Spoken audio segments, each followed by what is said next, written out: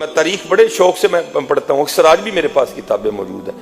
میں نے پڑھا کہ ایک دن ہلاکو تھا یا چنگیز تھا، دونوں میں سے ایک ضرور تھا کوئی نہ کوئی۔ یہ بازار میں سیر کرنے کے لیے گئے، تو جب بازار میں داخل ہوا نا تو بازار ایک لمبی گلی نما تھا۔ اس نے سپاہیوں کو کہا ادھر سے بھی بند کر دو، کوئی جانے نہ پائے کوئی آنے نہ پائے، ادھر سے بھی بند کر دو، کوئی جانے نہ پائے کوئی آنے نہ پائے۔ ہاں جتنے بازار میں ہاں گاہک ہیں، ہاں دکاندار ہیں، ہاں جوان ہیں، ہاں بوڑھے ہیں، ہاں بچیاں ہیں، سب کی گردنیں اتار دو لائن میں کھڑی کر کے۔ اب وہ مورخ لکھتا ہے کہ جب لائنیں لگائی گئی نا تو 3 لائنیں لگی۔ ہاں تو پہلی لائن کے اینڈ پہ نا کہ بابا جی کھڑے تھے۔ اب وہ ہلاکو یا چنگیز کھڑا دیکھ رہا ہے، وہ ایک ایک کر کے سار اتر رہے ہیں سب کے۔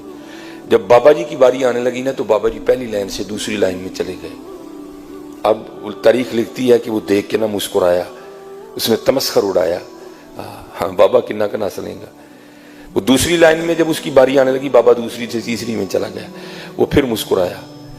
وہ تاریخ لکھتی ہے کہ جب سب کی گردن اتر گئی نا، اس کی باری آئی نا، تو جب جلاد اس کی گردن اتارنے لگا تو ہلاکو یا چنگیز نے اس کو کہا نہیں، اس کو پہلے میرے پاس لے کے آؤ۔ وہ آیا تو اس سے پوچھتا ہے جب تو پہلی لائن سے دوسری لائن میں گیا نا تو میں مسکرایا تھا کہ اچھا بابا کی نس لیں گا، تو دوسری سے تیسری میں چلا گیا، میں پھر مسکرایا تھا اچھا بابا کہاں تک بھاگے گا، اب بتا کیا کرے گا، اب بتا کون بچائے گا تجھے۔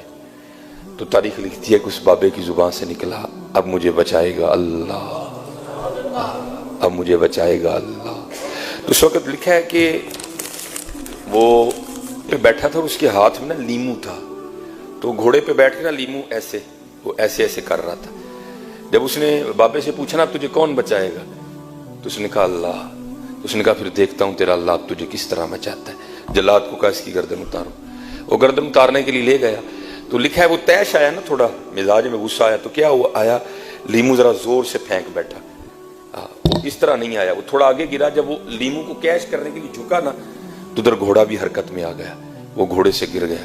اب پاؤں اٹکا ہوا تھا رکاب میں، اب وہ گھوڑا بھاگ رہا، آگے جا کے وہ چٹان سے ٹکرایا اور وہ گر کے وہیں مر گیا۔ وہ بابے کو چھوڑ کے سارے سپاہی بھی اس طرف لگ گئے۔ تو پھر تاریخ کہتی ہے جس کو مارنے لگا تھا وہ وہیں کھڑا تھا اور مارنے والا خود ہی مر چکا تھا۔ اسی لیے تو میاں صاحب نے کہا تھا مارن والے موئے محمد، مرضی رب دی ہوئی حضرت۔ دین کی بات پھیلانا صدقہ جاریہ ہے، ثواب کی نیت سے ویڈیو کو شیئر ضرور کیجیے۔ جزاک اللہ۔